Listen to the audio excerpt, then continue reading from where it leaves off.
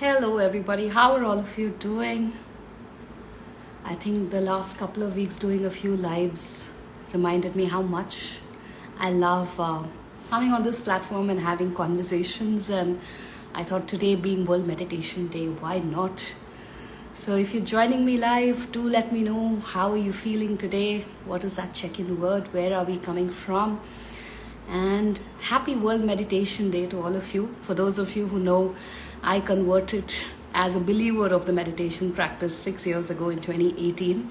I was extremely skeptical and cynical, one of those hustling high achievers who used to believe that, oh, there will always be time for meditation, once I grow old, once I retire, once I achieve whatever it is that I was aiming for.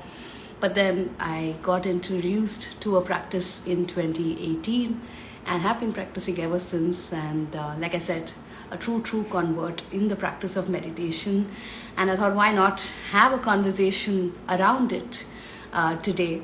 One of the most common things I always hear people tell me is that meditation is boring. Meditation is for those who are spiritual and religious. It's for those who are old and have nothing to do. It's not for me, basically, right? Or many of you might have tried meditating, did say 5 minutes, 10 minutes, a couple of days, and you're like, wait, nothing is happening, and probably stopped doing meditation. So I thought today would be a great way to actually have a conversation around what meditation is, what it's not, to break the myths around it, and really share a few simple ways to get started with a meditation practice, no matter what stage of life or what life context you are in. So that really is the agenda today. And if you are someone who's joining me live and have questions around meditation, you may have experienced it, you may not have started it at all. So feel free, there is no right or wrong questions or answers here. So please do share whatever thoughts you have, and I'll be happy to address them as we go along. But a very quick mythbuster maybe before we go any further. A lot of us, when we think of meditation, we probably think of a monk wearing a saffron robe, standing atop the Himalayas, maybe even in one leg, having the salutations and all of that. Yes, that is a form of meditation, but that is not the only form of meditation. There are many ways to meditate, and it is relevant for all of us in our lives, especially even more for householders with our responsibilities towards work, towards life, towards our relationships. It is even more important for us as householders who have all of these responsibilities, who have so many triggers in their environment, right? So one of the first thing is, it's definitely not just a practice for monks. It is not a spiritual, it's not a religious practice. It is definitely for each and everybody.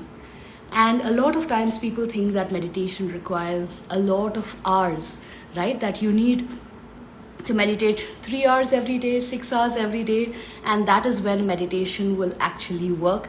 Again, not true.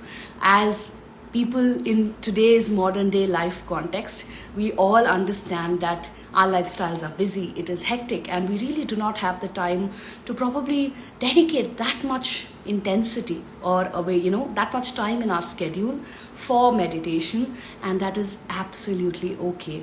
What we need to do is understand our why of actually getting into a meditation practice. Why is it that we want to get started with a meditation practice, and then figure a way out in a simple, realistic way into our daily schedules. It doesn't have to be as complicated. It doesn't require too much time. It is about how we approach the practice of meditation.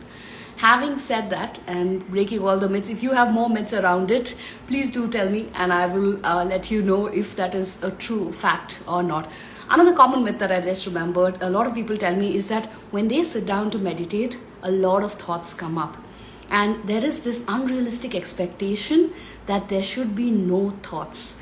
That is when you're meditating. So a lot of people actually drop out from a practice of meditation because they feel that because they're thinking so many thoughts, they're not doing it right, or they're not sure what is happening, and they actually quit the process. And I love this analogy that I think Swami Chinmayananda gave in one of the one of the books that I read of his, wherein he actually says that waiting for the thoughts to stop to begin meditating is like waiting for the waves to stop in the ocean to take a bath in the sea. It is never going to happen. As long as we are alive and we have our thinking minds, we are always going to be thinking thoughts, which means that meditation is not a process where we stop the thoughts, but more a practice wherein we are a witness to our thoughts, right? So let go of this unrealistic expectation that we are not going to have any thoughts when we sit down to meditate. As long as we're awake and alive, it is going to happen. But what will happen through consistent meditation practice is that A, the quality of the thoughts will improve, and B, the frequency or the pace of the thoughts will reduce, right? So right now, if your mind is going, say, a mile a minute, as you go along, maybe it'll go a mile, but maybe it'll go a mile in 10 minutes or 20 minutes or 30 minutes, right? You will actually slow down the pace of your cognitive activity. And that is one of the reasons why meditation is so much critical in today's time, because our minds are constantly active. All of us, if we were to really do a reality check in our daily lives, we'll notice that we all live in our heads. Most of the time, 99.99% of the time, we live in our heads. We are constantly consuming information, including this. Apologies, I will make sure that this is worth your time. But we're constantly taking in new and new information. We are not really giving any room or space to allow for processing that information. And besides what we are taking in, our minds are also constantly generating thoughts, right? I think there were studies that there are about 60,000 thoughts a day and 90,000 thoughts a day, and how many ever you think of, it is endless. If you were to just do one exercise, I love doing this, if you were to have some 10 minutes free time someday, just take a piece of pen and paper and write down all the thoughts that come into your mind at that moment in time. You'll be surprised where all your energies are actually divested just in the mind and just in that short period of 10 minutes. That is how distracted we are. Even now, as you're listening to me speaking, maybe you're listening to this while you're driving, maybe you're listening to this while you're cooking, or you're doing 10 other things and thinking about 50 other things as you're listening to my words right here, right now. But that is the challenge that we have in today's day life. We are not really present. So that means our thoughts are either going into the anxious future, saying, oh my God, what is tomorrow going to bring? What is the day after going to bring? Will my business flourish? Will my relationship survive? Will my children do well and prosper for themselves? What about my aging parents? There is so much anxiety around what is going to happen in the future. And for the others, other times that we go to the past, saying how dare somebody did something maybe 10 years ago, 20 years ago, and we're constantly oscillating between this future time and past time, and the mind is constantly churning. If someone were to put a camera inside our heads and really be able to voice out every little thing we said, imagine, right? Thankfully, it's all happening in here in our own privacy, so the madness is restricted within. But the truth is that this is not normal. Compulsively thinking all the time, compulsively worrying, compulsively being anxious, that is one of the reasons why, as a generation today, we are all feeling so exhausted. We are actually tired all the time because we are not fully available for ourselves in our lives. We are actually somewhere else all the time, and that is exhausting. That is draining our energies because we're not here in the now. And that is exactly why we need some form of a meditative practice in our daily lives. Now, obviously, in the last few years, there has been so much talk around meditation in social media and all the other spaces that obviously the essence of the practice is diluted. There is a large expectation that meditation is just about being calm, reducing stress, managing anxiety. And yes, meditation does all of that, but it does so much more. One of the most profound things about meditation is that, of course, it's transcendental in nature. It helps us actually discover who we truly are, reconnect with ourselves, something that we badly need in our FOMO-induced world. But besides that, also, meditation is a great practice in generating clarity, in terms of recognizing who we are, what we value, what decisions do we need to take at any given moment in time, what is the best use of my time, energy, and attention. If we look at our generation, to a large extent, we are all suffering from some form of analysis paralysis or decision making challenges. We are all freezing because we really are so confused. And it is natural because we spend all our time paying attention to the world, looking at Instagram updates, LinkedIn updates of other people, their job careers and job transitions. And we rarely spend time to look within and say, hey, what is making me come alive? What am I enjoying the most? What is it that sparks my curiosity? What will make my life meaningful? What will make all of this worth it for me? There's no time to actually think about all of these thoughts. And without that, obviously we're confused because, in one side, somebody is probably leaving their jobs to being a chef. On the other side, our peers are probably growing up to be CXOs. On the other side, people are going up ahead and being mothers and are giving you parenting goals and FOMO. There is just so much distraction in the world around us. And meditation can be a great tool to silence us, to cut off that noise, and to really look within and say, hey, where am I in my life? What are things that have gone well? What are things that I still need to focus on? And where do I need to go from here towards where I want to be?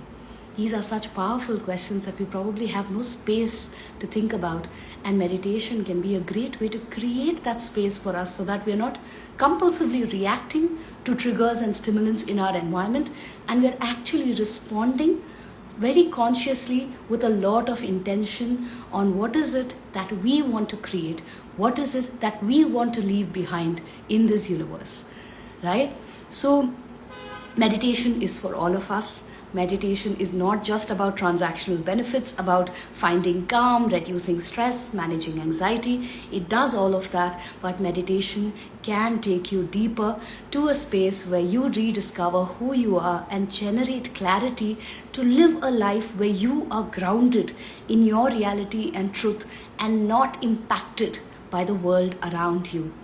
So, any questions so far? If yes, do please share it in the chat, or even later if you are to catch the recording and you have questions, please do write to me on DM and I'll be happy to respond in whatever way I best can based on my knowledge. But now the big question is, what is meditation, right? I've been talking about why meditation for so long, but what really is meditation?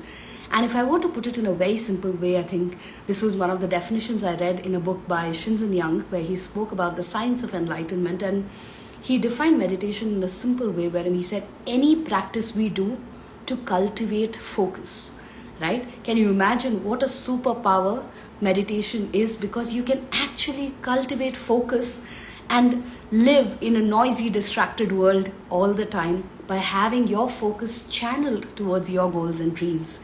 So any practice that cultivates focus is meditation, which means you don't have to go to the Himalayas clad in saffron robes and stand on top of one leg. You can practice meditation here and now. That means as you're listening to me speak, can you focus all your attentions, energies, and stay here with me with every single word. Be fully present and cultivate focus, maybe even as you're scrolling Instagram. How nice, right? I'm not giving you that excuse to increase your Instagram time, but it is a great way to actually cultivate focus. So say you are walking, right? Can you mindfully take each step? Say you are eating your meals. Can you mindfully take each morsel, savor the taste, take in that fragrance with each bite that you chew?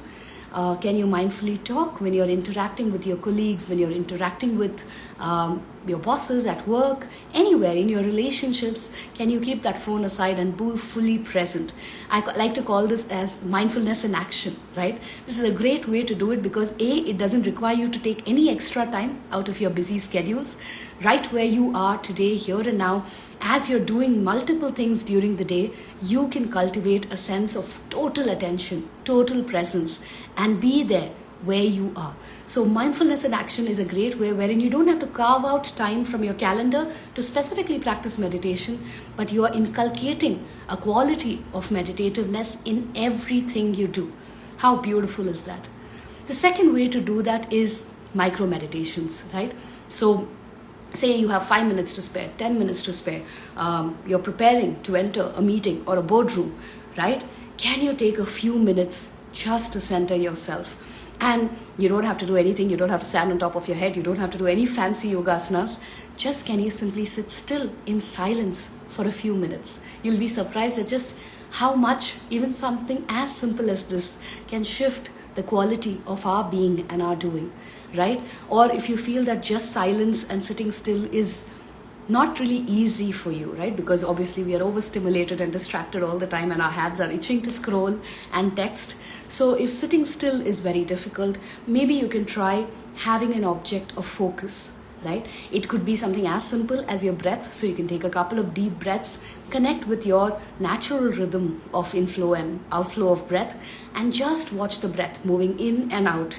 You want to make it fun. I love this exercise wherein you count backwards, right? Take a prime random odd number, so say 47 or something, and you start counting your breaths backwards and try and see if you can come all the way till 1. You'll be surprised at how much even that simple math will get us going, because we are not paying attention. We will do 47, 46, 45, 41, and then suddenly we'll think about, did I submit that email? Did I submit that invoice? Maybe I forgot to check this. What about that, right? Maybe the gas is on and your mind will go out. So a good way to practice is to make this like a fun exploration, right? And bring your awareness back wherever you go, right? Make sure that here you're not really beating yourself up. You're not really condemning yourself, saying, oh my God, how stupid am I? I again went away from my meditation.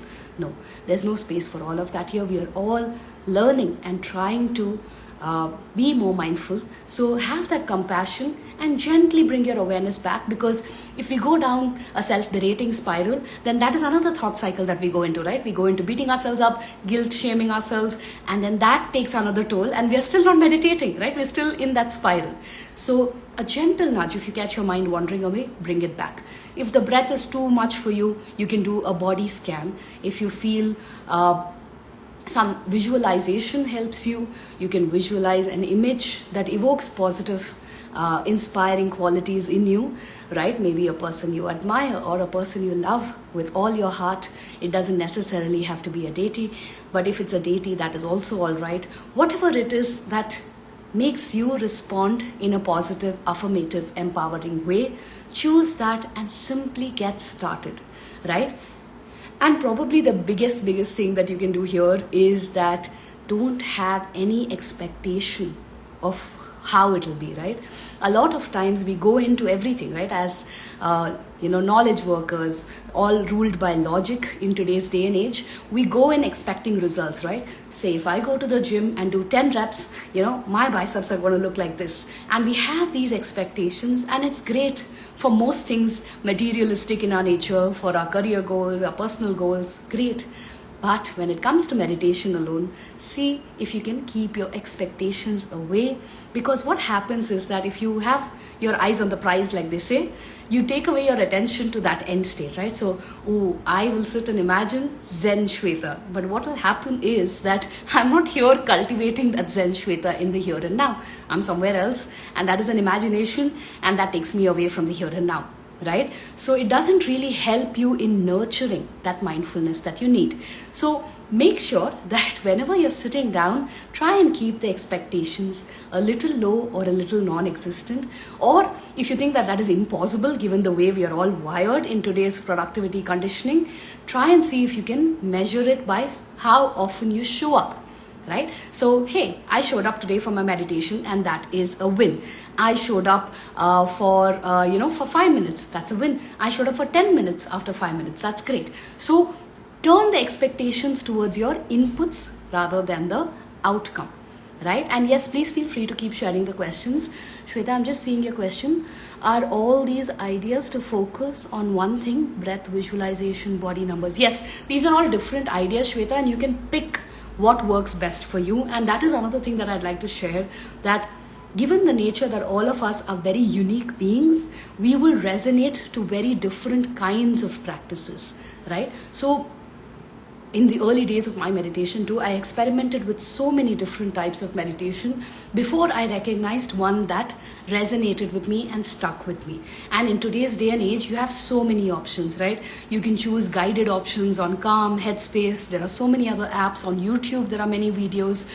You can choose singing bowl meditation. You can choose any kind of meditation today, right? And that is both a boon and a bane, because it's so accessible, bane because it's so overwhelming. So experiment to a certain extent to try and see what fits for you in terms of what really helps you get to a meditative state. But once you find that practice, my recommendation would be that commit to it, right?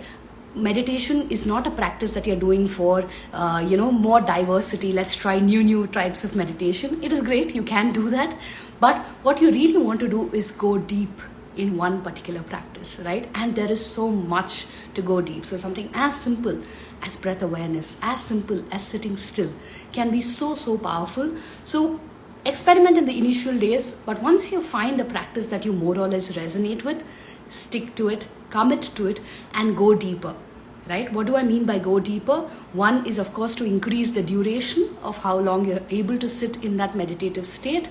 The other is to be more and more fully present, right? So our presence can be another way for us to go deeper and deeper in a practice. I hope that answered your question, Shweta. Others also, if you have any questions, please feel free to share that. I hope this is useful. So the one takeaway that I wanted everybody to walk away with is that A, meditation is for all. B, meditation is a tool not just to calm, so problem solve, reduce stress and anxiety, but also to help you generate clarity about who you are and how to navigate through life's ups and downs. It gives you much needed resilience in today's times. And third is some ways to practice. There's also a podcast we did on how you should go about meditating, on how you should go about meditating. I'll probably share the link of it in our stories today, but you can tune into it. The key is that it is micro practices, right? You don't have to start by saying, I'm going to meditate for 1 hour every day for the rest of my life. Don't make such tall commitments and set yourself up for failure. So start with baby steps. If it's 5 minutes, 10 minutes, wherever you are, just begin a practice with whatever resources are accessible to you and begin there. And the practice of meditation is so intuitive and so powerful that it will take you where you need to go. So trust that process, right? And great, Shweta, I'm really glad that it helped you understand in terms of what exactly to do in meditation.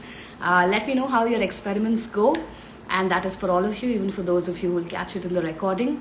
But that's all I wanted to share with you guys today. If you have more questions on what, why, how of meditation, feel free to DM me, and wish you all a calm, peaceful week ahead.